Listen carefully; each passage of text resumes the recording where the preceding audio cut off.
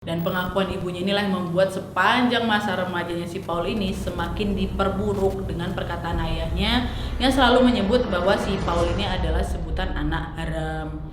Hai, wassalamualaikum warahmatullahi wabarakatuh. Terima kasih sudah klik video ini. Oke, jadi di hari Sabtu ini Nadia akan kembali menceritakan sebuah kisah kriminal yang datang dari negara Kanada, terutama di wilayah Toronto namanya. Yang mana pada saat itu, masyarakat Toronto, khususnya para gadis, sedang berada dalam keresahan akibat teror aksi pelecehan yang dilakukan oleh seseorang. Nah, pelecehan ini, bukan pelecehan biasa, tapi hal ini dilakukan terang-terangan di tempat-tempat umum. Tapi walaupun di tempat umum, anehnya nggak satupun polisi yang berhasil mengungkapkan identitas si pelaku itu. Dan ternyata setelah diusut punya usut, yang bikin kagetnya lagi, perilaku buruk ini ternyata dilakukan oleh pasangan yang pada saat itu diibaratkan pasangan ini kayak Ken sama Barbie, yang cowok ganteng kali, yang cewek cantik kali. Dan bahkan waktu pernikahan pasangan Barbie Ken ini digelar di sana, itu tuh udah kayak dongeng-dongeng kali, kayak kereta kuda, gaunnya cantik gitu, masyarakat yang datang juga banyak, romantis sekali lah pokoknya. Tapi ternyata siapa yang sangka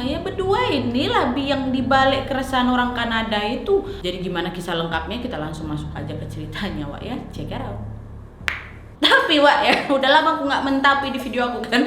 Sebelum aku masuk ke kisahnya, aku mau kenalin kalian ke satu rangkaian krim wajah yang lagi happening kali sekarang, yaitu rangkaian skincare dari White Lab. Udah banyak kali aku tengok beauty vlogger yang juga merekomendasikan rangkaian skincare ini. Aku juga sendiri secara pribadi udah pakai nih 1 bulan terakhir. Dan hasil yang aku dapatin alhamdulillah cocok di aku dan juga sangat memuaskan pastinya. Nah, paket wajah dari White Lab ini bisa membantu kita untuk mencerahkan dan melembabkan kulit. Kandungan utama dari rangkaian produk ini ada niacinamide-nya, ada kolagennya juga, sama hyaluronet. Dari satu rangkaian ini lengkap lah isinya. Ada facial wash-nya, terus juga ada toner, ada juga face serumnya, terus nanti tinggal kalian apply lagi sama night cream dan day creamnya. Urutannya yang kayak aku sebutkan tadi facial wash, toner, face serum, terus day cream sama night creamnya. Nah untuk hasil maksimal paket wajah ini kalian pakainya pagi sama malam. Dan klaim dari White Lab-nya langsung apabila kalian rutin memakainya hanya dalam waktu 7 hari aja, kalian pasti udah bisa lihat hasilnya. Aku secara pribadi juga udah lihat sih hasilnya. Dan gak usah khawatir, rangkaian dari White Lab ini aman untuk semua jenis kulit.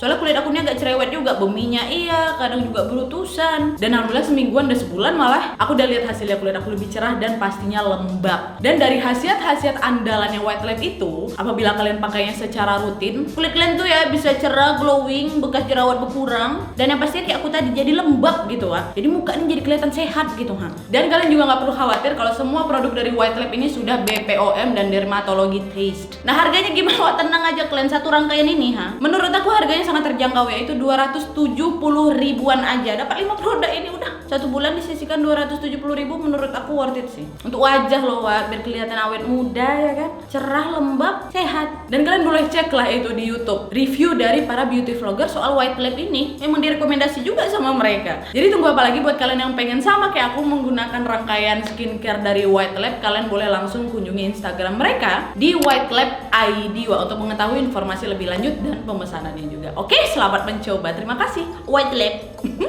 Nah sekarang baru betulan ini kita masuk ke kisahnya, check it out.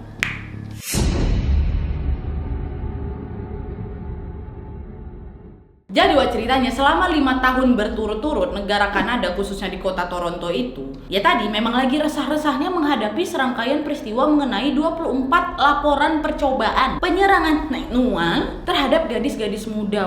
Nah laporan pertama itu muncul pada tanggal 4 Mei tahun 1987, yang mana pada waktu itu ada seorang gadis yang dilecehkan secara seksual setelah si gadis ini turun dari bus yang dekat sama area rumahnya padahal di Scarborough, Toronto. Nah setelah kejadian si gadis di sini muncul lagi beberapa laporan atas perkara yang sama juga, dan sebagian besar korban yang diserang ini seringkali mengalaminya di tempat umum. Tapi dari laporan-laporan yang banyak tadi itu ada nih satu laporan dari seorang gadis yang diserang juga sama bukan lagi di tempat umum, melainkan di rumahnya sendiri. Dan yang lebih parahnya lagi si pelaku ini bukan sekedar menyerang secara itu aja, tetapi si pelaku ini rata-rata memukul korbannya terlebih dahulu hingga lemas, kemudian barulah itu digitukan secara fisik dan verbal. Setelah selesai nanti si korban ini dikasihnya ancaman secara brutal lah gitu Wak, supaya si korban ini tidak melapor ke polisi. Tapi Wak, untungnya ancaman-ancaman yang dilontarkan sama si pelaku ini tidak membuat korban yang terakhir ini diam aja. Ternyata si gadis terakhir ini sama beberapa korban yang lain langsunglah itu Wak melaporkan kepada polisi pasca kejadian yang mereka alami. Nah, karena polisi mendapat sejumlah laporan penyerangan seperti itu secara berturut-turut, serta ada juga dugaan kuat bahwa si pelaku yang menyerang para korban yang melapor tadi adalah orang yang sama. Maka pada tanggal 17 November tahun 1988, polisi Toronto pun secara khusus Wak membentuk tim investigasi untuk mengintai spot-spot nih yang diduga sebagai tempat nongkrongnya si pelaku itulah sebelum melakukan aksinya. Nah, tim yang dibentuk secara khusus oleh polisi ini pun Wak langsunglah membuat skema potensial mengenai keberadaan si pelaku. Ada nih Wak satu momen dimana tim yang dibentuk polisi ini ya secara kebetulan sedang mengintailah di salah satu halte bus ya kan. Nah, terus tidak sengaja mereka ngelihat nih ada seseorang yang mencurigakan lagi bersembunyi balik pohon. Karena mereka ngelihat gerak-gerik yang mencurigakan, tim polisi ini pun mulai melakukan pergerakan secara perlahan menuju lokasi orang itu bersembunyi itu Tapi Wak, meskipun polisi udah kayak pelan-pelan kali kan melangkahnya, ternyata ketahuan pergerakan mereka nih ya kebaca nih sama orang yang sembunyi tadi itu. Dan sayangnya di hari itu polisi nggak berhasil menangkap orang yang mereka curigai tadi. Dan sejak peristiwa tersebut Wak, polisi nggak menemukan lagi nih seseorang yang mencurigakan atau petunjuk-petunjuk signifikan lah Wak yang mengarah ke si pelaku. Sampai akhirnya di bulan Mei tahun 90, yang mana ada salah satu korban lagi memberikan gambaran secara detail Wak mengenai wajah si penyerangnya tadi. Dan ketika polisi membuat sketch wajah pelaku itu Wak, polisi kemudian menunjukkan kan hasil sketchnya kepada sejumlah korban, dan ternyata rata-rata korban yang ditunjukin gambar sketch tadi itu Wak, mereka bilang iya Pak, dia pelakunya gitu. Nah, dari sketch inilah Wak, polisi pun kemudian menyebarkan potret wajah pelaku yang sudah disempurnakan ini lalu diedarkanlah secara luas termasuk di surat kabar. Dan dari hasil edaran tersebut Wak, terkumpul ada sekitar berapa? 16.000 tanggapan diterima mereka selama berminggu-minggu, berbulan-bulan sampai bertahun-tahun. Bertahun-tahun pun ketangkap ini si pelakunya. Dan dari situ ada beberapa orang yang mengatakan kalau potret wajah tersebut mirip dengan laki-laki bernama Paul Bernardo. Siapa sih Paul Bernardo ini? Sekarang kita masuk nih, siapa sebenarnya si Paul? Ya.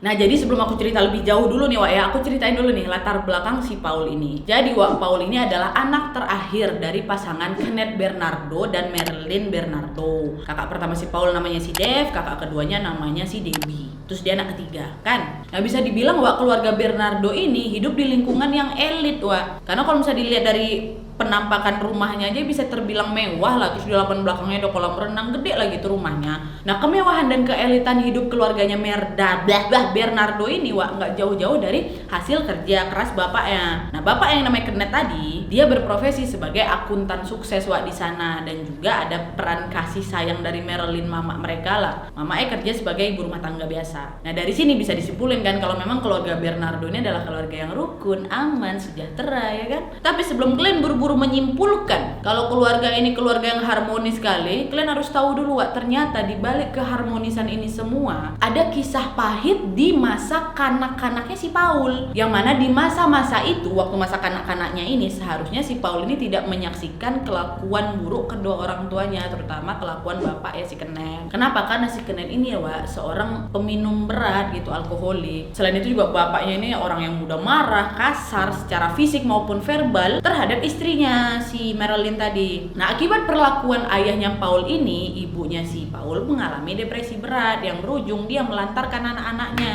Terkadang nih Wak ya, anak-anaknya nggak dikasih makan, bahkan pakaian yang anak-anaknya kenakan tuh nggak pernah dicuci sama dia. Nah, karena pakaian Paul sama saudara-saudara ini nggak pernah dicuci, ya mereka pun sering dapat ejekan lah dari kawan-kawan mainnya kan. Ya, mereka bilang, ih sanalah kau Paul, sanalah kau Debbie, bau kalian gitu. Nah, mendengar olokan-olokan semacam itu, respon saudara-saudaranya si Paul yang lain ya biasa aja gitu, nggak ditanggepin. Tapi Wak beda sama si Paul. Paul ini terlalu dimasukkan ke dalam hati gitu ejekan si kawan-kawannya ini. Dan akibat ejekan tersebut, Paul menjadi anak yang cenderung antisosial dan pemurung. Udahlah si Paul ini anaknya antisosial, pemurung pula ya kan. Dan mentalnya si Paul ini Wak diperburuk lagi dengan kelakuan buruk ayahnya yang ternyata agak nggak senonoh juga. Bapak ini suka ngintip kakak keduanya si Paul, si Debbie tuh kalau tiap ganti baju. Karena Paul sering menyaksikan aksi bejat bapaknya ini, Wak. Misalnya waktu si Marilyn, mamanya sama Dave, abang itu lagi nonton TV, nanti Paul lihat tuh bapaknya melancarkan aksi bejatnya sama si Debbie itu, Wak. Dan yang nggak habis pikirnya lagi nih, Wak, ya. Bukan Paul aja yang suka ngegap kebejatan bapaknya itu. Justru satu rumah itu udah tahu soal kelakuan si Kenet ini yang suka ngintipin Debbie. Mamanya tahu juga, Dave tahu juga, tapi dibiarin aja gitu sama mereka. Nah, menurut asumsi aku, Wak, kalau ternyata masa kanak-kanaknya si Paul yang buruk ini ya bisa menjadi faktor utama atas kelakuannya di masa remajanya nanti tuh. Yang ternyata memang betul waktu remaja si Paul ini suka ngintipin juga tetangga wanita yang lagi ganti baju dari jendela rumah mereka gitu. Ya karena tindakan buruknya si Paul ini ya beberapa korban datanglah ngamperin rumahnya kan, dilabrak, komplain mereka ke orang tuanya si Paul, "Woi Pak, tengoklah nih anakku nggak bisa jaga anak, apa anakku suka ngintipin anak aku," gitu. Tapi wah anehnya bapak ya sama mama si Paul, Kenet sama Marilyn ini seolah-olah ya tutup kuping aja lah, biarin aja lah, namanya juga anak-anak gitu. Bahkan si Kenet bapaknya terkesan kayak mendukung aksi anaknya. Nah entah mungkin karena saking gondoknya nih para korban intipan si Paul karena nggak dapat respon yang mereka inginkan dari si Kenet, entah kayak minta maaf lah, marahin Paul depan mereka lah, entah kayak gimana. Makanya itulah mereka mikir pantesan si Paul kayak gitu, kelakuan buruk Paul yang nengok dari kau lah, nurun dari kau, sifat yang mendarah daging cenah. Nah kalau didengar-dengar lagi nih perkataan para korban intipan si Paul ini ya memang agak kasar, tapi menurut aku wajar dia ngomong kayak gitu. Dan biar kalian tahu kelakuan buruk si Paul itu nggak sampai situ aja, Wak. Semakin dia bertambah usia, semakin buruk pula lah kelakuan dia ini, bahkan cenderung aneh. Nah kenapa aku bilang aneh? Karena semasa Paul ini masih jadi mahasiswa, Wak, dia ini sempat berkencan sama wanita, yang mana selama mereka berdua pacaran, ternyata pada saat mereka berhubungan itu, Paul ini cenderung suka main kasar gitu. Main kasarnya nih gimana ya main kasar, Wak. Kadang si Paul ini ditodongkannya pisau di leher pacarnya, terus dicekek pacarnya sampai pacar gak bisa napas itu, Wak. Dan yang lebih parahnya lagi nih, Wak, ya aduh gimana cara bilangnya ya, Paul ini sempat kayak gak usah bilang lah, jangan disebutin lah, pokoknya Paul ini ya pokoknya kejam lah gitu waktu dia berhubungan gak pantas itu. Dan tak karena faktor keanehan Paul tadi, Wak, ya karena kelakuan anehnya si Paul tadi ya banyak lah pacarnya yang gak betah sama dia, dah putus. Nah sampailah akhirnya, Wak, di tanggal 17 Oktober tahun 1987 si Paul ini ketemulah sama seorang gadis yang bernama Karla Homolka. Pada saat si Paul ini sedang menghadiri sebuah konferensi gitulah, menghadiri bukan menghadari ya tadi aku bilangnya ya, maaf ya. Nah di momen perjumpaan mereka ini, Wak, Karla yang pada saat itu masih berusia 17 tahun, sementara si Paul sudah berusia 23 tahun, dia langsung kayak ngerasa klik gitu sama si Paul, Wak. Dan karena merasa klik inilah, Wak, gak habis pikir aku, di hari perkenalan pertama mereka tuh mereka langsung berhubungan, baru habis itu mereka tukeran nomor handphone. Nah pertemuan singkat padat itu, Wak, ternyata gak bisa dilupakan gitu aja, Wak, sama si Paul dan Karla. Nah karena benih-benih rindu kangen sayang yang muncul terus menerus, beberapa bulan setelahnya Karla dan Paul pun memutuskan untuk pacaran. Hal-hal manis mereka berdua jalani selama pacaran, Wak. Ini pula lah yang membuat Paul sama si Karla ini seakan tidak bisa dipisahkan. Bahkan mereka berdua ini saling menggilai satu sama lain, bucin dua-duanya. Nah Karla yang sudah merasa yakin kali sama si Paul, dia pun langsunglah bawa si Paul untuk kenalan sama keluarganya. Nah Paul yang ketika menghampiri rumahnya si Karla itu bertindak sangat sopan, ramah, ya membuat keluarga Karla pun yakin bahwa anaknya si Karla ini telah memilih pasangan yang tepat meskipun jarak usia mereka ya 6 tahunan ya kalau nggak salah. Dan pada saat itu, Wak, Paul sama si Karla ini ya diibaratkan itu kayak Ken sama Barbie, pasangan yang serasi aja, yang satu ganteng, yang satunya cantik. Pokoknya kayak ini couple goal sekali nih, saling melengkapi satu sama lain, romantis dua-duanya gitu. Nah itulah don't judge book by cover ya, orang berdua nih, kalian nggak tahu kan kelakuan mereka di baliknya. Lanjutkan.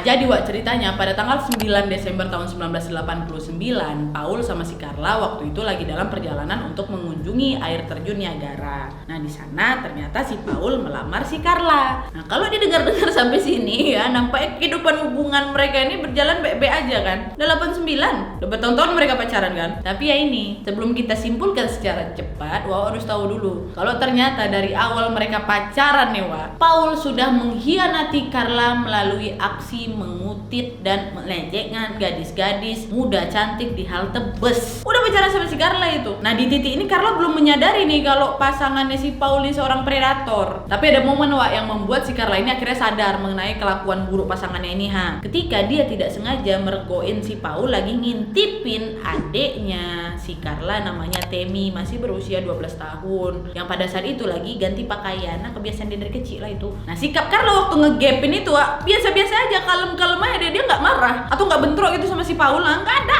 Karena ya itu tadi ku bilang, bucin, dua-dua ini sama-sama bucin. Si Carla pun udah betul-betul kayak jatuh hati kali sama si Paul. Tapi lama-kelamaan perbuatan si Paul kepada si Temi ini yang semakin menjadi-jadi membuat si Carla ini kesal juga ya kan. Karena nggak cuma sekali si Paul apain si Temi itu. Tapi yang bikin garuk kepala ini ya, kesalnya si Carla ini bukan karena merasa adiknya sudah dilecehkan sama pacarnya sendiri, melainkan Carla ini kesal gegara dia tuh merasa si Paul ini udah nggak tertarik lagi sama dia, malah tertarik sama adiknya si Temi ding. Bukannya kayak kesal lah, kau adekku sendiri lo digituin, kau lindungi lah adekmu. Enggak, Carla justru melakukan tindakan yang twist nih yang mana dia pun ikut berperan dalam rencananya Paul untuk melakukan penyerangan secara seksual itu sama si Temi. Ikut ya. Dan aksi tersebut dimulai pada tanggal 24 Desembernya, yang mana ketika itu si Temi ini kayak dicekokin minuman alkohol gitulah. Dicekokin terus dibius sama si Carla. Lalu setelah si Temi ini udah gak sadarkan diri, Paul pun itu melancarkan aksi bejatnya. Sementara si Carla ini berperan merekam adegan tidak senonoh si Paul sama adik perempuannya sendiri.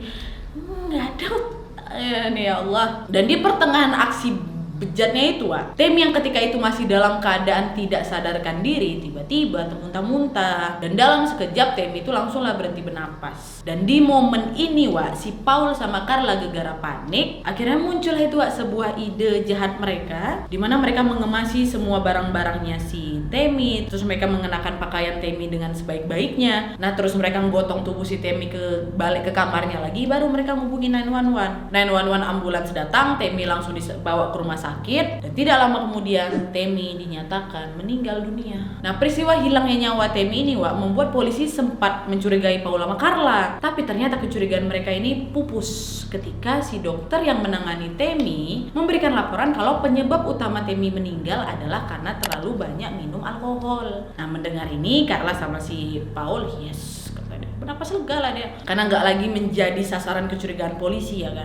Nah pasca kejadian itu di tanggal 1 Februari tahun 1991 si Paul sama si Carla ini pindahlah ke sebuah bungalow di daerah Ontario. Lalu mereka kayak kumpul kebo lah beberapa bulan di sana. Nah di tanggal 29 Juninya baru tuh mereka menikah di Niagara on the Lake. Pernikahan mereka tuh benar-benar ala Barbie sama pangerannya, kayak di dongeng-dongeng gitu, romantis, pakai kereta kuda tadi tuh padahal baru bunuh adek tuh. Nah tapi di hari pernikahan mereka ini entah kebetulan atau apa, tiba-tiba terhembuslah kabar mengenai penemuan sosok mayat yang sudah terbungkus dalam beton. Sayangnya mayat tersebut udah nggak bisa lagi diidentifikasi. Terus keesokan harinya ditemukan lagi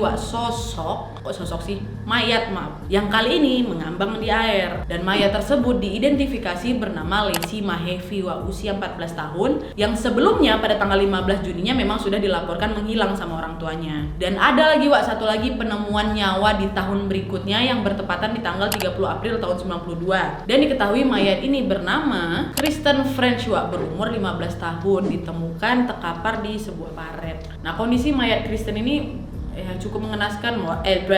Rambutnya udah kayak tercukur habis, terus ujung kelingkingnya hilang itu karena dipotong. Nah sebelumnya orang tua si Kristen ini memang sempat melaporkan kepada polisi mengenai anaknya yang hilang dari 16 April lalu. Dan keberadaan Kristen ini juga disaksikan oleh seorang saksi yang mengatakan kalau dirinya melihat si Kristen sedang berjalan, kemudian mobil Chevrolet Camaro berwarna krem tiba-tiba berhenti dari arah yang berlawanan gitu. Dan ketika mobil itu berhenti, ada sekitar 2 orang yang keluar dari mobil tersebut, kemudian memaksa si Kristen ini untuk masuk dalam mobilnya. Nah dari testimoni inilah polisi pun langsung melakukan upaya patroli dengan memeriksa semua mobil yang sejenis dengan karakter mobil yang terduga pelaku tadi itu. Tapi hasilnya dinilai lagi. Nah bersamaan dengan pencarian bukti di mobil yang sejenis dengan terduga pelaku ini akhirnya mendesak polisi untuk mendapatkan laporan dari petugas forensik yang menyatakan kalau kekerasan seksual. Dan jenis lukanya dari semua penemuan mayat tadi tuh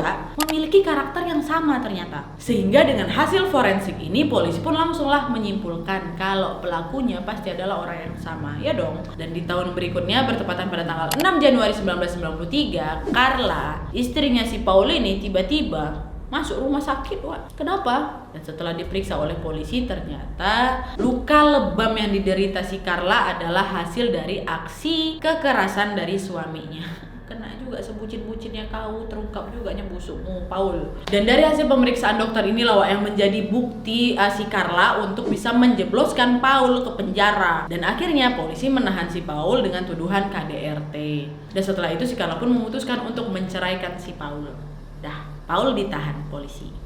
Tapi baru aja masa penahanan si Paul ini berakhir, polisi kembali mendatangi Paul yang saat itu Paul sudah bercerai ya sama si Carla. Udah gak tinggal lagi lah sama si Carla pasti. Paul balik lagi nih ke rumah mama bapaknya di Skraborg gitu. Dan sesampainya di rumah orang tuanya Paul, awalnya tanggapan si orang tuanya Paul ini kayak terkesan ngebela anaknya lah, yang bilang kalau si Paul ini gak mungkin melakukan hal sekeji itu, Bapak. Kenapa? Karena polisi bilang kalau, Pak, anak bapak diduga melakukan kekerasan seksual kepada beberapa gadis. Terbukti dari laporan wajahnya si Paul yang dikenali korban-korbannya itu. Nah, mendengar keterangan atau pembelaan dari orang tuanya Paul, dan karena penyidik pada saat itu nggak punya bukti otentik untuk bisa melakukan penangkapan, maka penyidik pun memberikan penjelasan kepada orang tuanya Paul bahwa mereka ini ingin mengambil, oke Pak, kami ambil aja rambut, darah, sama air liurnya Paul ya, untuk kami lakukan uji DNA kalau memang anak bapak bukan pelakunya gitu. Nah, uji DNA pada saat itu adalah hal yang baru aja ada tuh di Kanada. Dan pusat ilmu forensik di Toronto hanya memiliki satu ilmuwan dan satu teknisi yang masuk dalam kriteria melakukan serangkaian pengujian. Nah, karena ini adalah pengujian DNA yang terbilang baru,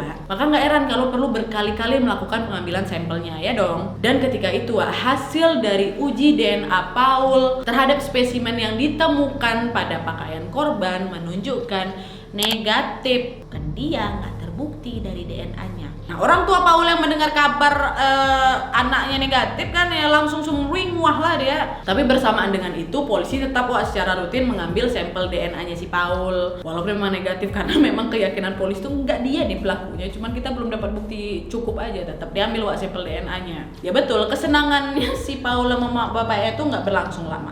Hal ini bermula ketika para ilmuwan dari luar daerah Toronto bekerja sama nih dengan pihak kepolisian Toronto, dan akhirnya ditemukanlah itu kecocokan DNA Paul dengan DNA yang tertinggal di para mayat dan para korban pelecehan seksual sebelumnya. Dan dengan mengantongi bukti yang viral ini polisi pun akhirnya segera menahan Paul. Dan bersamaan dengan penahanan Paul ini polisi juga panggil si Carla, diinterogasi juga si Carla. Dan selama Carla ini diinterogasi oleh polisi Carla awalnya memang gak kooperatif Pokoknya selama 4 hari berturut-turut interogasi itu Carla selalu menempatkan dirinya sebagai korban dan menyalahkan si Paul atas kematian saudari perempuannya. Dan si Carla juga buka suara, dia menggambarkan bagaimana si Paul ini menculik si Kristen, Leslie, dan korban-korban lainnya. Dan selain itu juga Carla juga bilang kepada polisi kalau dia menyaksikan bagaimana para gadis itu dijadikan budak nafsunya Paul sebelum akhirnya mereka dicekek mati. Itu kata si Carla. Pokoknya inti dari keterangannya si Carla ini menunjukkan kalau dia tuh nggak terlibat apa-apa, cuma si Paul yang melakukan itu semua. Dan dia juga meyakinkan kepada polisi kalau dia ini di bawah tekanannya si Paul, sehingga dia ini terpaksa lah itu menyaksikan tindakan-tindakan tidak terpuji pasangannya itu, mantan pasangannya. Nah, mendengar kesaksiannya si Carla polisi nggak gampang tertipu gitu aja lah. Polisi pun akhirnya menggunakan berbagai cara supaya pernyataan si Carla ini dipatahkan nih sama argumen buatan dia. Dan sampai pada saat si Carla ini merasa dirinya ini udah di titik terpojok Carla pun langsung lah bilang sama polisi, "Bapak, gini aja, saya bakal ceritain semuanya sama bapak nih asalkan pernyataan jujur saya ini harus bapak kasih reward." "Kau minta apa?" kata polisi kan. "Saya minta kekebalan hukum, ya, jangan hukum saya. Kalau bapak gak hukum saya bongkar nih semuanya. Ya, oke, sepakat?" kata dia. Nah, mendengar permintaan si Carla, polisi waktu itu, iyalah, oke, dia ini aja dulu Dan akhirnya baru itu dia beberkanlah semua kebejatan yang mereka berdua lakukan mulai dari keterlibatan Carla dalam melecehkan para korban, perannya si Carla yang menjadi perekam aksi nggak senonoh suaminya waktu itu, penghilangan nyawa adeknya sendiri, dan gadis-gadis dari hasil penculikan mereka, hingga pengakuannya si Carla ke titik penyimpangan seksual suaminya yang suka melakukan kekerasan pada saat sedang berhubungan dan para korbannya. Dan mendengar semua pengakuan si Carla, akhirnya pada tahun 1993 Paul sama si Carla ditangkap atas tuduhan menghilangkan nyawa dan penyerangan. Kutip, Paul pun akhirnya dijatuhi hukuman penjara seumur hidup, sedangkan si Carla, polisi menepati janjinya, diringankan hukumannya menjadi 12 tahun penjara karena sikap Carla yang kooperatif tadi itulah. Dan dari segala kronologi yang aku ceritakan tadi, ternyata ada nih satu psikolog yang memberikan pernyataan kalau kelakuan dan penyimpangan orientasi seksualnya yang dialami oleh si Paul ini pasti ada hubungannya dengan peristiwa masa kecilnya yang suka menyaksikan kebejatan bapaknya sendiri sama saudara perempuannya kan. Sehingga itulah yang memberikan efek buruk yang berkepanjangan pada perkembangan otaknya si Paul. Dan selain itu juga tindakan yang menyeleweng ini diduga berkaitan besar terhadap hubungannya Paul dengan ibunya. Lalu apa yang sudah terjadi antara Paul dengan ibunya ini ternyata berkaitan dengan pengakuan ibunya kalau nih twist nih kalau ternyata Paul ini adalah anak dari hasil perselingkuhan ibunya bersama dengan mantan pacarnya tua. Dan pengakuan ibunya inilah yang membuat sepanjang masa remajanya si Paul ini semakin diperburuk dengan perkataan ayahnya yang selalu menyebut bahwa si Paul ini adalah sebutan anak haram. Tuh. Dan akibatnya timbullah itu bibit-bibit rasa benci dan tidak hormat gitu kan sama si wanita. Sehingga terdoronglah perilakunya Paul yang dingin dan menyimpang ini disertai dengan perilaku yang mendominasi gitu. Dan penyimpangan orientasi ini bukan hanya Paul aja yang terindikasi. Ternyata menurut pandangan psikolog ini kalau si Carla pun juga mengalami penyimpangan orientasi seksual. Katanya penyimpangan si Carla ini didasari atas kekagumannya terhadap Paul yang suka menggombalin dia dengan kalimat-kalimat pujian yang membuat si Carla ini merasa begitu istimewa. Nah, karena perasaan seperti inilah yang akhirnya membuat si Carla pun menjadi mau melakukan apa saja demi mempertahankan hubungannya dengan si Paul. Bucin maksimal gitu, Pak. Tapi gimana pendapat kalian soal kasus ini? Mau kayak gimana pun seburuk-buruknya masa kecilmu Paul, tetap membunuh itu salah, nggak bisa dibela juga ya. Semoga lah kita dijauhkan dari pasangan-pasangan kayak gini ya, amin. Oke jadi sekian dulu videonya. Terima kasih banyak yang sudah menonton. Kalau kalian suka video ini, klik like-nya. Jangan lupa komen di bawah untuk ide dan saran-saran untuk video selanjutnya. Jangan lupa nyalain notifikasinya supaya kalian tahu kalau aku upload video baru. And as always, jangan lupa untuk klik tombol subscribe supaya kalian sama-sama tahu informasi menarik dan menegangkan dari channel aku. See you next video, bye. Dah.